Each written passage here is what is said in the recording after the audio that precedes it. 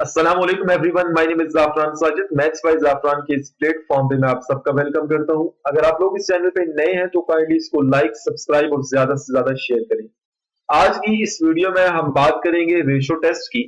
एक ऐसा टेस्ट है जिसके जरिए हम पॉजिटिव टर्म सीरीज की कन्वर्जेंस या डाइवर्जेंस को चेक करते हैं। इस वीडियो में सबसे पहले हम रेशो टेस्ट की स्टेटमेंट को अंडरस्टैंड करेंगे। उसके बाद कुछ प्रॉब्लम्स मैं आप लोगों के सामने डिस्कस करूंगा ताकि आपको अंदाजा हो जाए कि रेशो टेस्ट को हमने यूज कैसे करना है। स्टार्ट करते हैं स्टेटमेंट से। रेशो टेस्ट को डी एलम्बर्ट्स टेस्ट भी बोलते हैं। Let a n be a series of positive terms and suppose that limit n goes to infinity an plus 1 divided by an is equal to l where l is a non-negative real number or infinity। सबसे पहले हमने करना क्या है, हमने एक positive term series लेनी है और उसके बाद हमने इस एक्सप्रेशन को सॉल्व करना है। ये जो एक्सप्रेशन है बेसिकली ये अकॉर्डिंग टू रेशियो टेस्ट है। इस एक्सप्रेशन में आपको नजर आ रहा होगा a n plus 1 divided by a n. इस रेशियो के ऊपर हमने लिमिट अप्लाई करनी है जो कि एन गोज टू इंफिनिटी है। जब हम लिमिट अप्लाई करेंगे तो हमें एल मिलेगा। ये जो एल है इसकी वैल्यू बहुत इंपॉर्टेंट है।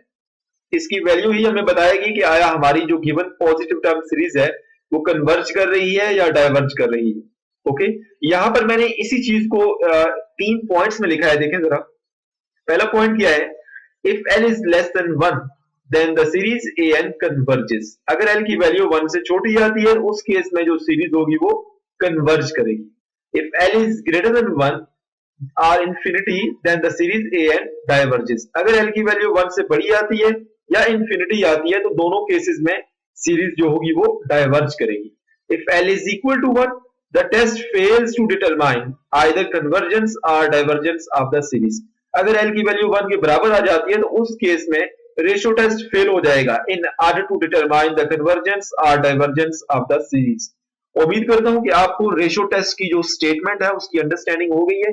अभी हम जरा कुछ प्रॉब्लम पे जाते हैं और with the help of few examples हम कोशिश करते हैं कि रेशियो टेस्ट को अंडरस्टैंड कर ले। ओके, हमारे पास जो एग्जांपल नंबर 1 है उसको देखें जरा।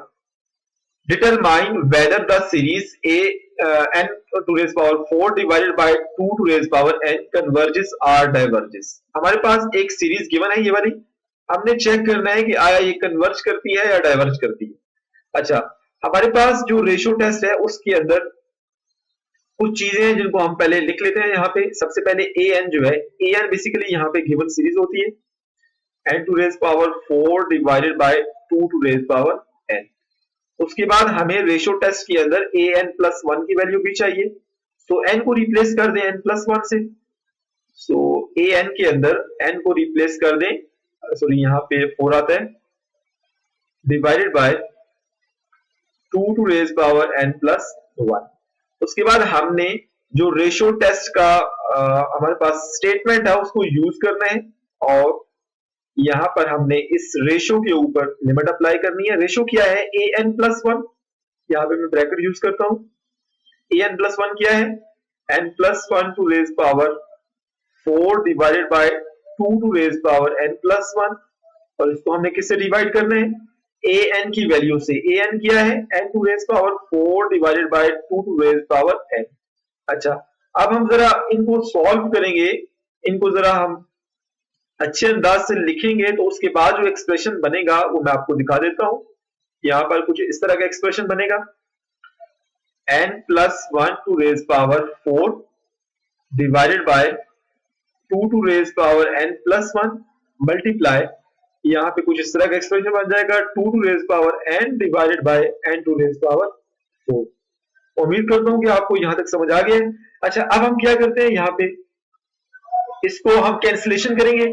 कैंसिलेशन के बाद हमारे पास जो एक्सप्रेशन बनेगा वो मैं यहाँ पे डायरेक्ट लिख देता हूँ, आपको अंडरस्टैंड भी हो जाएगा क्योंकि ये सिंपल सा है। देखिए यहाँ पे हमारे पास सबसे पहले देखिए ये 2 की पावर n है, ये 2 की पावर n प्लस 1 है। तो हमारे पास यहाँ पे जो एक्सप्रेशन बनेगा वो कुछ इस तरह से बन जाएगा, n to raise power 4 divided by यहाँ पे सिंपल 2 बच जाएगा और into n to raise power 4 बच जाएगा। अच्छा, अब मैं क्या करता हूँ, जरा इसको सॉल्व करने की कोशिश करता हूँ।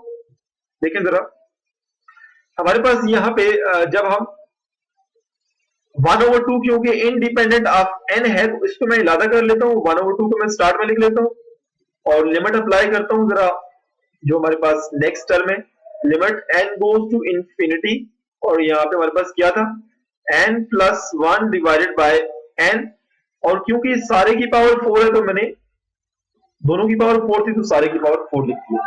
अच्छा उसके बाद मैं क्या करता हूँ, यहाँ पर जो n है वो कॉमन लेता हूं, जब मैं n कॉमन लूंगा तो क्या हो जाएगा देखें जरा 1/2 तो ऐसे रहेगा। अब जरा मैं n को कॉमन लेता हूं और लिमिट को भी पावर के अंदर ले जाता हूं, limit n goes to infinity, n को मैंने कॉमन लिया तो हमारे पास क्या बचा 1 प्लस 1 बाय n बच गया डिवाइडेड बाय n और होल पावर कितनी है, तो यहाँ पे होल पावर मुझे बाय लिखनी है, होल पावर हमारे पास 4 है।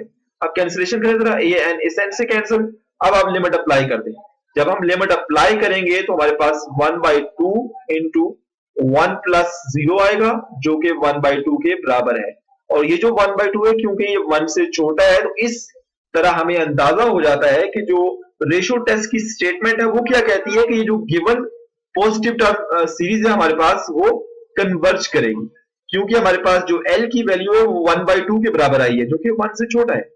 उम्मीद करता हूं कि ये पहली एग्जांपल आपको समझ आ गई है। अब जरा जो एग्जांपल नंबर 2 है उसको मैं थोड़ा शॉर्ट करता हूं, देखिए जरा एग्जांपल नंबर 2 में हमारे पास जो an की वैल्यू है वो कितनी है, an मैं यहाँ पे लिख लेता हूं n factorial divided by n square और an प्लस 1, n को जस्ट आपने रिप्लेस करना है n प्लस 1 से, n प्लस 1 आ गया यहाँ पे n plus 1 factorial divided by n plus 1 और होल पावर 2। अच्छा अब जरा हम जो रेशियो टेस्ट की स्टेटमेंट है उसको यहाँ पे हम अप्लाई करते हैं, limit n goes to infinity, an plus 1 की जो वैल्यू है उसको an से डिवाइड कर दें, an प्लस 1 की वैल्यू हमारे पास n प्लस 1 हमारे पास जो फैक्टोरियल आता है उसको मैं यहाँ पे लिखता हूँ और डिवाइडेड बाय n प्लस 1 और an से जब हम डिवाइड करेंगे तो उसको मैं सिंपलेस्ट फॉर्म में लिखूंगा तो कुछ इस तरह का एक्सप्रेशन बन जाएगा डिवाइडेड बाय n फैक्टोरियल। अच्छा उसके बाद जरा मैं इसको सिंप्लीफाई करता हूं क्योंकि हमें पता है कि n प्लस 1 फैक्टोरियल किसके बराबर होता है, मैं यहाँ पे लिख देता हूं n प्लस 1 फैक्टोरियल जो होता है वो बराबर होता है n plus 1 into n factorial. तो इसकी मैं वैल्यू पुट करता हूं और उसके बाद जब कैंसिलेशन करूंगा तो हमारे पास जो एक्सप्रेशन बचेगा वो कुछ इस तरह का होगा n प्लस 1, यहाँ पे लिमिट b आती है, limit n goes to infinity n plus 1 divided by यहाँ पे n plus 1 का स्क्वायर भी आता है और यहाँ पे n स्क्वायर, यहाँ पे जो n फैक्टोरियल होगा और नीचे वाले n फैक्टोरियल से कैंसिल हो जाएगा तो हमारे पास तो इस तरह का एक्सप्रेशन बच जाएगा। अब हम जरा इसको सिंप्लीफाई करते हैं, ये जो n plus 1 है ये इस स्क्वायर से कैंसिल हो गया, उसके बाद अगर मैं लिमिट अप्लाई करूं, limit n goes to infinity, पहले मैं लिख लेता हूं n square divided by n plus 1, अब हम लिमिट अप्लाई करेंगे तो हमें इंफिनिटी ही मिलेगा, तो क्योंकि हमारे पास जो L की वैल्यू है वो इंफिनिटी के बराबर है तो इस वजह से हम कह सकते हैं कि हमारे जो गिवन पॉजिटिव टर्म सीरीज थी ये वाली ये डाइवर्ज करेगी। तो उम्मीद करता हूं कि एग्जांपल नंबर 2 की भी अंडरस्टैंडिंग हो गई है। अब हम जरा एक और एग्जांपल लेते हैं जो थोड़ी सी ट्रिकी है, इसको भी आप देख लें। हमारे पास एग्जांपल नंबर 3 में जो an की वैल्यू है वो कितनी है, an is equal to 7 to raise power n divided by n into 5 to raise power n plus 1। अच्छा यहां पर हम an प्लस 1 की वैल्यू फाइंड करते हैं, an प्लस 1 किसके बराबर होगा 7 to raise power n plus 1 divided by n plus 1 into यहाँ पे 5 की पावर, देखिए n की जगह आप n प्लस 1 पुट कर दें तो n plus 1 plus 1 n plus 2 हो जाएगा। ओके अच्छा अब मैं क्या करता हूं, यहाँ पे जब अप्लाई करूंगा यहाँ पे लिमिट और रेशियो हमारे पास क्या बनेगी वो भी मैं पहले लिख लेता हूं, limit according to ratio test limit n goes to infinity, an plus 1 की जो वैल्यू है पहले मैं यहाँ पे लिख लेता हूं, this is 7 to raise power n plus 1 divided by n plus 1 into 5 to raise power n plus 2 multiply, ये जो an है इसको हमने डिवाइड कर रहे हैं ना, तो जब हम मल्टीप्लीकेशन में चेंज करेंगे तो इसकी जो टर्म्स होंगी वो जो है ना वो चेंज हो जाएगी, n into 5 to raise power n plus 1 divided by 7 to raise power n। अच्छा, अब हम जरा बेसिक मैथमेटिक्स को यूज करेंगे। जो सेम बेसिस वाली टर्म्स हैं उनको हम इकट्ठा करेंगे, तो उसके बाद हमारे पास जो एक्सप्रेशन आएगा वो मैं यहाँ पे लिख लेता हूँ। यहाँ पे हमें 7/5 मिलेगा और उसके बाद यहाँ पे n divided by n plus 1 मिलेगा। ओके, तो जिस तरह का एक्सप्रेशन बनेगा इसको आप चेक कर लीजिएगा। ओके, यहाँ पे ये आ गया। अच्छा, अब हम क्या करते हैं, यहाँ पे जब लिमिट अप्लाई करेंगे, लिमिट अप्लाई करने के बाद हमें 7/5 मिलेगा जो कि 1 से बड़ा है। क्योंकि हमारे पास जो L की वैल्यू है वो 1 से बड़ी आई है, तो इस केस में हम कह सकते हैं कि हमारी जो गिवन पॉजिटिव टर्म सीरीज थी वो डाइवर्ज करेगी अकॉर्डिंग टू रेशियो टेस्ट। उम्मीद करता हूं कि आपको